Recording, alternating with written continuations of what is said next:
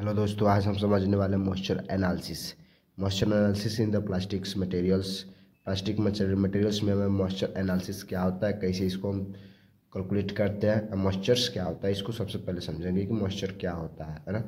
Moisture means होता है नमी। क्या होता है? नमी। नमी एक किसी भी ये एक नेचर है कि किसी भी मटेरियल्स में थोड़ा बहुत मॉइस्चर्स रहते हैं, नमी रहते हैं। उसी तरह प्लास्टिक्स में भी क्या होते हैं, नमी रहते हैं। तो आपके इस मॉइस्चर एनालिसिस को हम करने से के लिए हम स्टैंडर्ड यूज करते हैं, जो वो हमारा स्टैंडर्ड है ASTM-T6980। ये स्टैंडर्ड है जिससे हम क्या करते हैं, मॉइस्चर एनालिसिस करते हैं ऑफ प्लास्टिक मटेरियल्स का मॉइस्चर एनालिसिस करते हैं। आगे देखते हैं मॉइस्चर एनालिसिस होता क्या है।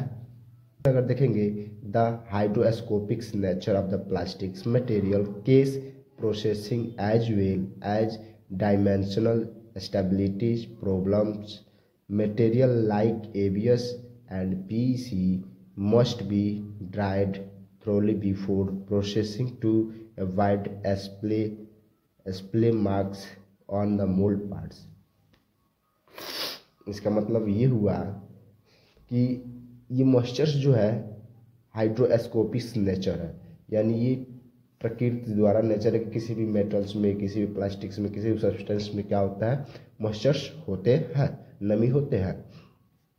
उसी तरह किसी भी प्लास्टिक को हम प्रोसेसिंग करने से पहले, प्रोडक्ट बनाने से पहले उसके मॉइस्चर्स नमी जांच लेते हैं, उसके हम जांच करते हैं, जिससे हमें ये पता होता है नहीं कि उसमें कितनी मॉइस्चर्स है। नहीं तो ये मॉइस्चर्स क्या होते हैं, हमारे उसकी स्टेबिलिटी प्रॉब्लम्स लाना शुरू कर देते हैं।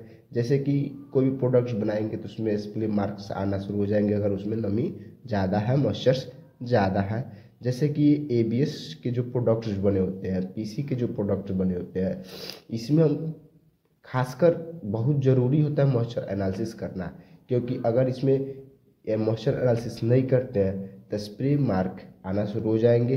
क्योंकि ये PC और ABS से बने प्रोडक्ट के लिए इसका जो मटेरियल्स होता है, रॉ मटेरियल्स, वो क्या चाहिए, टोटली ड्राई चाहिए। क्या चाहिए? ड्राई। अगर ड्राई नहीं होता है तो ये क्या होता है, आगे जाके स्प्रे मार्क्स आना शुरू हो जाएगा मोल्ड के। ओके, इस मेथड से ASTM-D6980 से हम क्या करते हैं, मॉइस्चर एनालिसिस करते हैं प्लास्टिक्स का। ओके, कैसे है कि क्या करते हैं, हम एक छोटे छोटे मटेरियल्स के पार्ट्स जो होते हैं, हम क्या करते हैं, उसको वजन करके W1 मान के हम उसको वेट कर लेते हैं। ओके, उसके बाद इस मटेरियल्स को हम क्या करते हैं, इवापोरेट टेम्परेचर देते हैं, एक स्पेसिफिक हीट, एक स्पेसिफिक टेम्परेचर देते हैं, जिससे क्या होता है, इसमें वेपर होना शुरू हो जाता है। इसमें से जो नमी होती है वो धीरे धीरे ड्राई होने लगती है, सूखने लगते हैं और वो वेपर बनने लगते हैं। अंत में जाके हम इस कुछ टाइम्स के लिए छोड़ देते हैं। फिर उसके बाद हम क्या करते हैं, इस मटेरियल्स का फिर से हम वजन लेते हैं, जिसको हम W2 कहते हैं। क्या कहते हैं? W2 कहते हैं। फिर जो हम मॉइस्चर्स उड़ा, जो उसकी नमी, पहले तो हम क्या किए, मटेरियल्स की छोटे छोटे मटेरियल्स कुछ ग्राम्स ले लिए हम, थोड़े से ग्राम्स। ओके, कहते हैं कि छोटे छोटे मटेरियल्स हम क्या करते हैं, स्मॉल अमाउंट्स में हम ले लेते हैं। अब फिर उसका वो वजन करते हैं, जिसको हम W1 से हम दर्शाते हैं, W1 से दर्शाते हैं। फिर इसको हम हीट करते हैं, एक स्पेसिफिक टेम्परेचर लेके हीट करते हैं, जिसके कुछ टाइम्स बाद इसमें की जो नमी होती है, मॉइस्चर जो होते हैं, इवापोरेशन होके उड़ने लगते हैं। अंत का जो रिजल्ट आ जाता है, इवापोरेशन के बाद जो रिजल्ट आता है हमारा, तो उसको हम वजन करते हैं, उस मटेरियल को फिर से वजन करता है, जिसको हम W2 मानते हैं, W2 मान लेते हैं। अब कुछ फार्मूला होता है, जिस फार्मूले से हम क्या करते हैं, इसका हम मॉइस्चर एनालिसिस करते हैं। मॉइस्चर एनालिसिस हमेशा क्या होता है, परसेंटेज में आता है। आगे देखते हैं। सबसे पहले तो हम वेट लिए थे, देखिए यहाँ से ध्यान से देख सकते हैं। मॉइस्चर एनालिसिस करने के लिए मॉइस्चर का जो फार्मूला होता है, ये होता है मॉइस्चर इक्वल टू होता है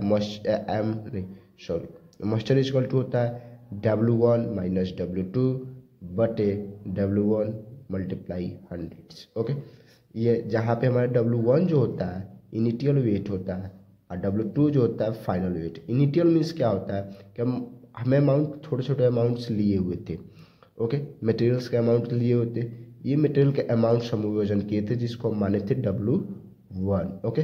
और कुछ टाइम्स हम इसको टेम्परेचर दिए, क्या दिए, टेम्परेचर दिए।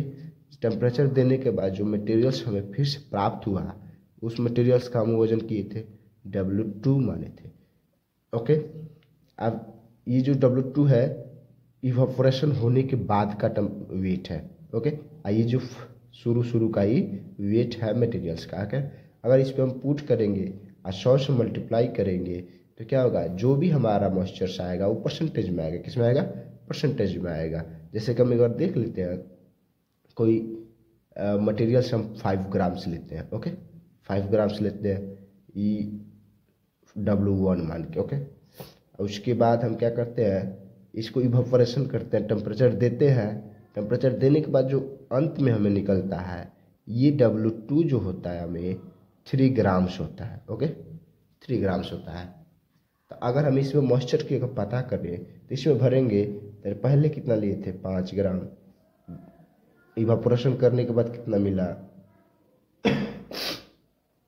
इवापोरेशन करने के बाद कितना मिला 3 ग्राम्स, ओके, 3 ग्राम्स मिला, divided by 5, okay, multiply 100, okay. इसमें से घटेगा तो 2 होगा, डिवाइडेड बाई 5, ओके।